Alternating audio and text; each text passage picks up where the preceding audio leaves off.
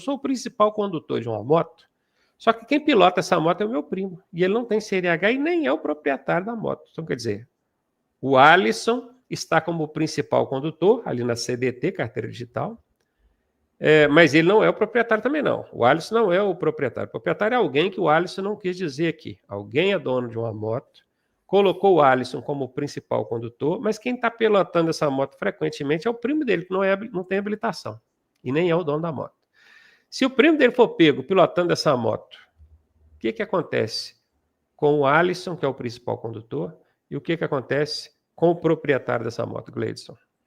Com Alisson, nada, pelo fato dele ser o principal condutor, né?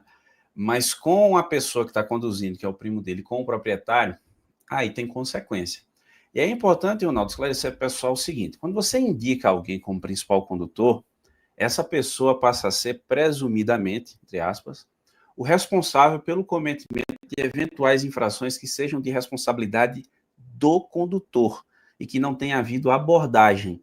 Então imagina, fosse um condutor habilitado, conduzindo o veículo do Alisson aí, avançou o sinal vermelho do semáforo. O agente da autoridade de trânsito autuou, ou a câmera pegou, enfim, e aí foi feita a autuação. Quem é o infrator? Seria Alisson, nesse caso. Mas a gente está falando aqui de uma infração em que tem uma responsabilidade do condutor e do proprietário, ao mesmo tempo, e houve abordagem. Então, no caso do primo dele, que não tem habilitação, quando ele é abordado, ele vai ser autuado por dirigir sem possuir habilitação. R$ 880,41 é o valor da multa, mas não tem registro de pontuação, justamente pelo fato do primo dele não ser habilitado. E o fato dele não ter habilitação não quer dizer, vamos jogar para o proprietário, o principal condutor. Não, a infração é do condutor. Como o condutor não é habilitado, não tem registro de pontos. Como o veículo é de outra pessoa, então o proprietário, nesse caso, também é autuado por permitir que o inabilitado tome posse do veículo e passe a conduzir na via, infração de responsabilidade do proprietário.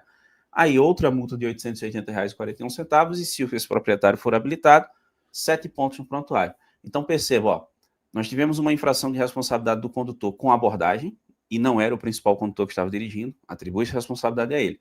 Tivemos uma infração de responsabilidade do proprietário, atribui-se responsabilidade ao proprietário. Só se atribui ao principal condutor nas infrações de responsabilidade do condutor em que não há abordagem.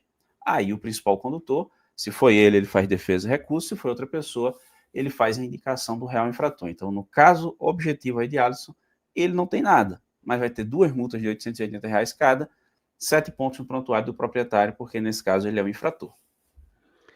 Boa! Top 8 da semana foi para a tela, muito bem explicado, hein? Parabéns, Gleidson.